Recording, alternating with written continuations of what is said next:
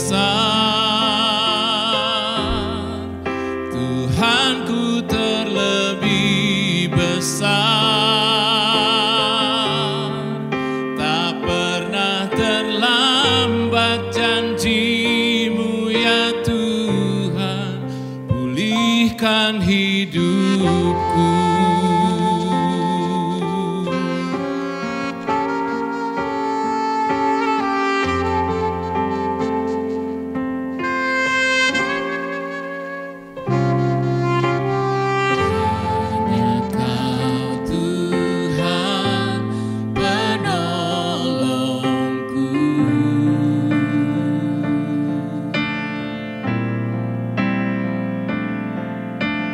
Yang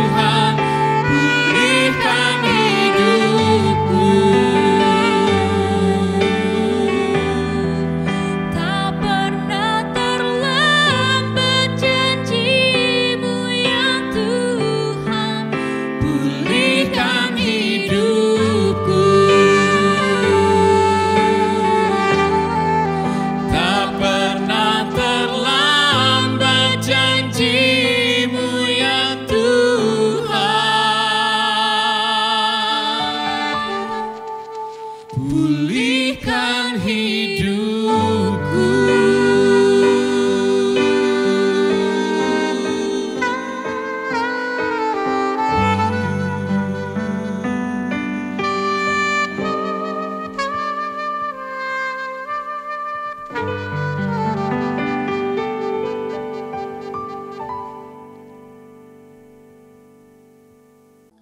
Shalom, salam dahsyat semuanya, saudara-saudaraku yang ada di rumah.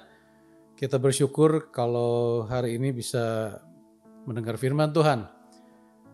Sebelumnya kita mau berdoa terlebih dahulu, kita minta pimpinan Tuhan. Bapa yang baik yang kami sembah dalam nama Yesus Tuhan, kami bersyukur pada hari ini kami masih diberi kesempatan untuk mendengarkan sebagian kecil dari firman Tuhan. Biarlah Roh Kudus yang akan pimpin kami, supaya kami bisa mengerti firman yang Tuhan ingin sampaikan kepada kami pada hari ini. Terima kasih Tuhan, dalam nama Yesus kami berdoa. Amin. Saudara-saudara, saya pada hari ini mau sharing tentang firman Tuhan yang saya kasih judul, Yesus ada di segala musim. Tetaplah tenang.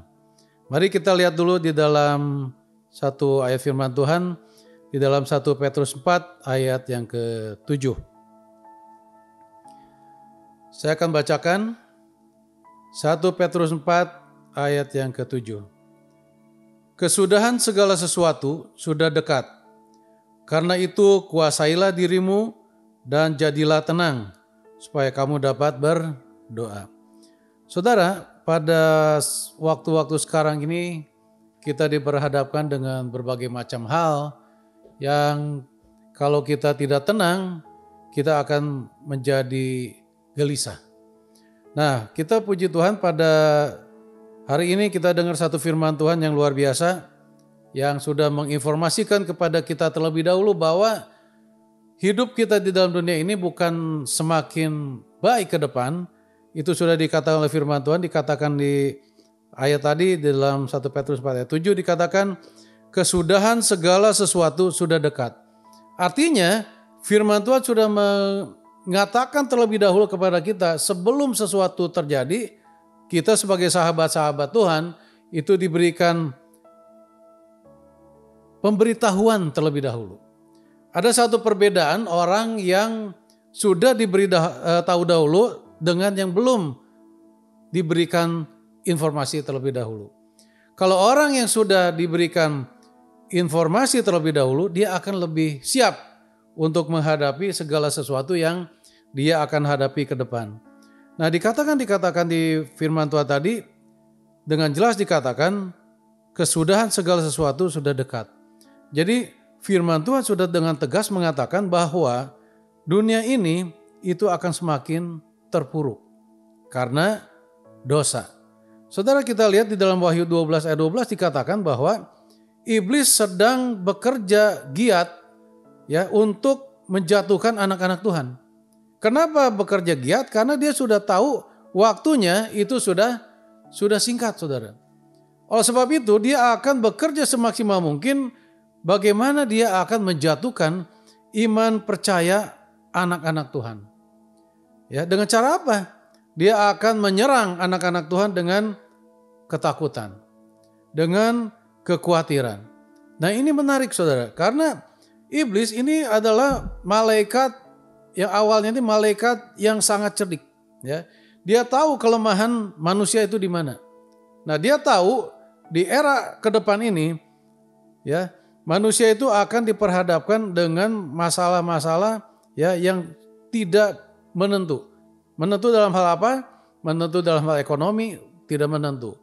Iklim tidak menentu. Ya, kita dengar bahwa banyak berita bahwa akan terjadi krisis pangan, akan terjadi krisis energi.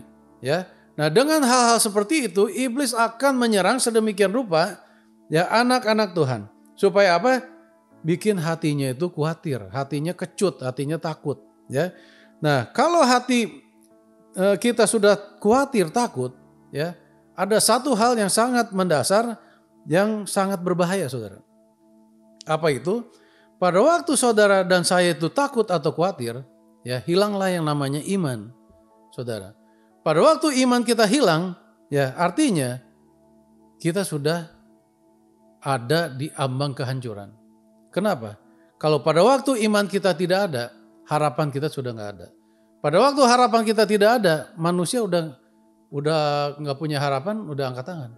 Sehingga banyak ke depan orang-orang yang tidak waspada akan khawatir, akan takut, dan akhirnya dia akan depresi. Nah, pada waktu dia depresi, itu dia sudah ada di ambang kehancuran. Nah, oleh sebab itu saudara, ini satu hal yang harus kita pahami, bahwa firman yang selalu kita bawa setiap hari Minggu atau kita baca di rumah, itu adalah firman yang luar biasa. Firman yang menginformasikan terlebih dahulu apa yang akan terjadi. Ya, oleh sebab itu kita bersyukur dengan firman ini kita bisa bersiap-siap untuk menghadapi segala kemungkinan yang terjadi. Pertanyaannya adalah bagaimana supaya kita bisa menang menghadapi segala hal-hal yang buruk ke depan. Ya, manusia boleh merancangkan yang tidak baik. Ya, banyak berita yang kita dengar bahwa tahun 2023 adalah tahun yang gelap. Ya, jangan khawatir. Kenapa? Karena Tuhan sudah memberikan jalan keluarnya untuk kita. Apa jalan keluarnya? Ada di ayat berikut. Karena itu kuasailah dirimu. Nah, ini poin pertama adalah supaya kita bisa menang dalam menghadapi pencobaan ke depan, ujian ke depan, kita harus bisa menguasai diri. Ya, di dalam Amsal 16 ayat 32b dikatakan bahwa orang yang menguasai dirinya melebihi orang yang merebut kota. Artinya orang yang bisa menguasai dirinya, apapun yang dihadapi gak masalah. Dia pasti akan melampaui dan melewati apapun yang akan terjadi di depan. Satu hal yang membuat kita terhibur ya saudara-saudara. Tanpa terasa kita sudah melewati kurang lebih 3 tahun ya menghadapi pandemi. Awal-awal kita sama kan semua menghadapi satu kekhawatiran, ketakutan. Ya. Jadi wah, ini di kiri kita meninggal. Si A meninggal, si B meninggal, orang yang rohaniawan meninggal. Waduh, ketir-ketir semua. Tapi dengan pimpinan Tuhan, ya tanpa terasa kita sudah melampaui 3 tahun berlalu, ya kita bisa berdiri tegak hari ini. Itu karena apa? Karena Tuhan menyertai kita, karena kita bersama Tuhan dapat menguasai diri kita dan bisa melampaui ya kondisi-kondisi yang tidak mudah selama 3 tahun ini. Ya kita memuji kebesaran Tuhan demikian. Kenapa? Karena ada satu pribadi yang kita andalkan di dalam kehidupan kita, yaitu Roh Kudus. Karena firman Tuhan katakan, barang siapa yang percaya kepada Kristus, dia memiliki roh excellent. Roh yang membuat kita itu luar biasa. Roh apa itu? Roh Kudus, saudara-saudara. Jadi Roh Kudus inilah yang memampukan kita untuk bisa menguasai diri. Nah, ini penting saudara, kenapa? Pada waktu kita dapat menguasai diri, ya, kita dapat berpikir jernih, dapat berpikir tenang, ya, sehingga kita bisa tahu jalan keluar, ya, yang bisa kita pakai untuk melampaui segala persoalan hidup kita. Nah, saudara, kita tahu bahwa di dalam Galatia 5 ayat 22 dikatakan bahwa penguasaan diri ini adalah salah satu buah roh.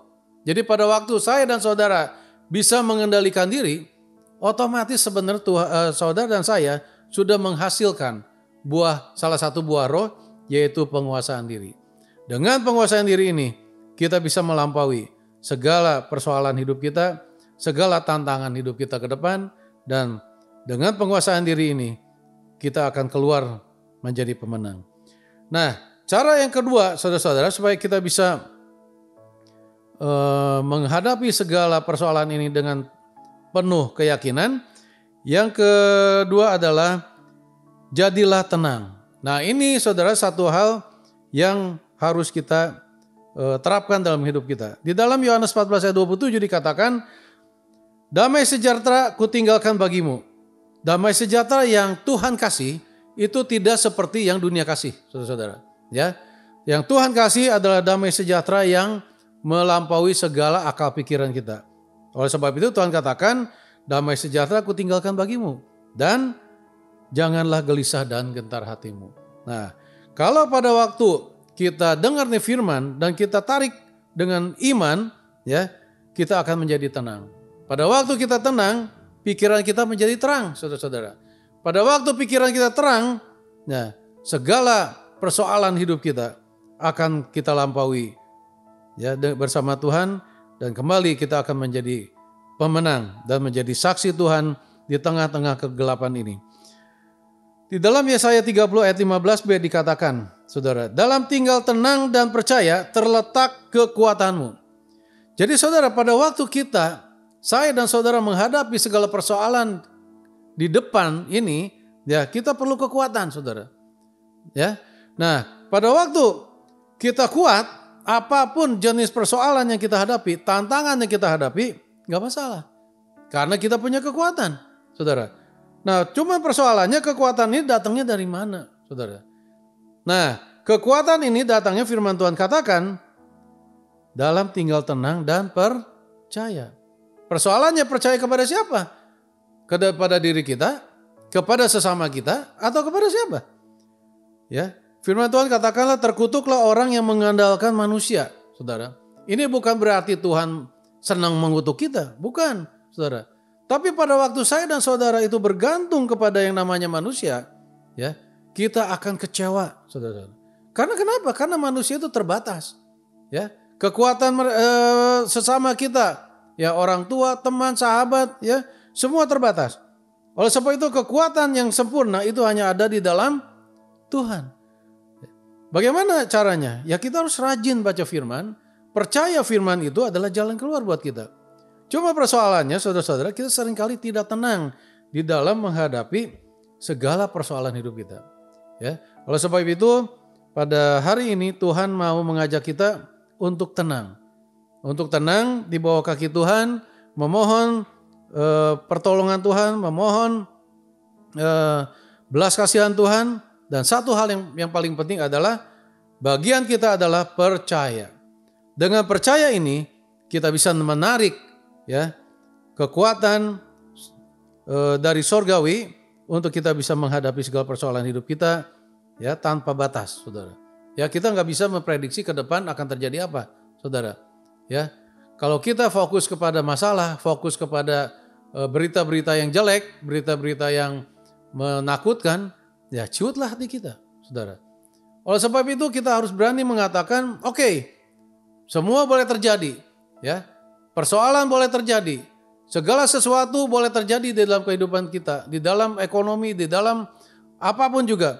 Tapi satu kebenarannya adalah, ya, kekuatanku ada di dalam Tuhan, ya, yang menjadi Tuhan dan Raja kita. Dan yang terakhir, saudara, ya, cara kita untuk bisa tenang di dalam situasi yang tidak baik ini adalah, ya, supaya kamu dapat berdoa. Ini penting, saudara. Kita seringkali mendengar kata berdoa ini udah sering lah, ya. Nah, cuma persoalannya seringkali kita berkata, Tuhan, kenapa saya sudah berdoa kok masih sakit masih ada? Tuhan, saya sudah berdoa kok masalah saya masih ada? Tuhan, saya berdoa kok cita-cita saya kok belum tercapai? Tuhan, saya sudah berdoa kok masih belum terjadi apa yang saya minta kepada Tuhan? Saudara, satu kebenaran firman Tuhan dikatakan di dalam 1 Tesalonika 5 ayat 16 dikatakanlah tetaplah berdoa. Artinya apa? Pada waktu apa yang saya dan saudara doakan belum terjadi, terus berdoa. Terus berdoa dan terus berdoa. Tanpa putus-putusnya sampai apa yang kita harapkan terjadi, saudara. Oleh sebab itu dikatakan di dalam Filipi 4 ayat 6, ya, dikatakan janganlah kamu khawatir, ya kan? Nyatakanlah segala keinginanmu dalam doa, saudara. Dalam doa dan permohonan dengan ucapan syukur. Dikatakan, saudara punya kebutuhan apa? Keinginan apa? Sampaikan kepada Tuhan. Kalau hari ini sudah berdoa, belum juga tercapai, berdoa lagi. Belum juga tercapai, berdoa lagi. Tekun terus, saudara. Ya, ini tidak mudah, saudara. Tapi ada satu kebenaran firman Tuhan dikatakan bahwa orang yang setia, orang yang ulet, ya, itu akan mencapai apa yang dia harapkan. Tinggal sekarang adalah kita harus tahu bahwa waktu Tuhan, ya, itu yang terbaik. Dan Tuhan punya kendali atas hidup kita. Nah, seringkali saya dan saudara ingin memaksakan kehendak dan waktu kita kepada Tuhan. Tapi pada hari ini, ya, firman Tuhan katakan, tetaplah berdoa. Jangan kendor, terus berjuang. Yang sakit belum sembuh, doa. Yang mengharapkan dapat jodoh belum dapat, tetap berdoa. Yang meminta pekerjaan belum dapat, tetap berdoa. Yakinlah bahwa Tuhan punya waktu yang terbaik buat kita. Saudara, mengenai doa kalau kita ngomong berdoa, Tuhan Yesus pun berdoa, saudara. Kita sering dengar bahwa pada waktu sebelum Tuhan Yesus disalibkan, itu Tuhan berdoa di Taman Getsemani. Ya, dia sebagai manusia 100% dan 100% juga Tuhan, ya, dia berdoa, saudara-saudara. Ya, dia pengen memberi contoh kepada kita. Segala persoalan yang bisa menekan kita begitu kuat bisa terjadi dalam hidup kita. Tapi jangan takut, kita punya senjata yang namanya doa. Ya, dengan doa kita dapat mengundang hadirat Allah itu masuk di dalam kehidupan kita. Ya, kita dapat mengundang kekuatan Allah untuk hadir dalam kehidupan kita.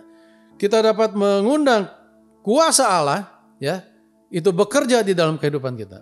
Oleh sebab itu, marilah saudara, pada hari ini, ya, kita mau merenungkan firman Tuhan yang sudah saya sharing pada hari ini, supaya kita bisa dengan tenang menghadapi apapun yang akan terjadi ke depan, dan yakinlah bahwa kita akan keluar sebagai pemenang dan kita akan menjadi berkat buat banyak orang, ya kan? Dimanapun kita berada, ya, Tuhan pasti bersama dengan kita.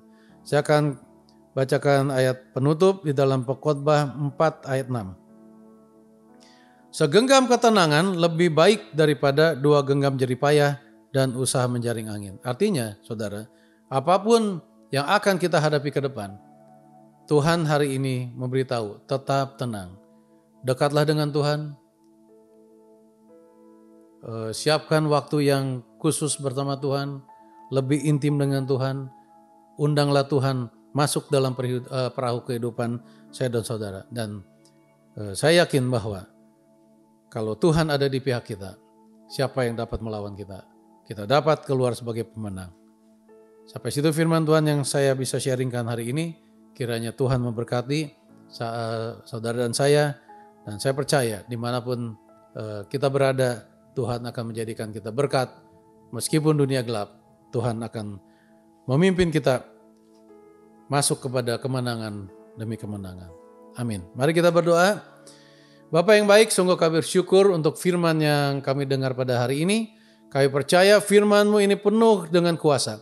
Kami mau menghadapi Tuhan segala persoalan, segala tantangan, segala tekanan, apapun yang terjadi di depan bersama Tuhan. Kami undang Roh-Mu yang kudus untuk bekerja di dalam kehidupan kami, Tuhan. Kami undang Roh Kudus untuk memimpin, mengarahkan, dan memberi kekuatan kepada kami. Dan kami percaya Bapa, bersama Tuhan, kami akan melakukan perkara-perkara yang besar, dan kami akan menjadi berkat buat banyak orang. Tuhan, biarkanlah Engkau bekerja dalam hidup kami, Tuhan. Marilah Tuhan yang akan tolong kami supaya kami boleh taat, boleh setia, dan boleh mengandalkan Tuhan di dalam menghadapi persoalan hidup kami, tekanan hidup kami ke depan. Terima kasih Bapa, hanya di dalam nama Yesus Tuhan kami berdoa. Amin. Kuasa-Mu terlebih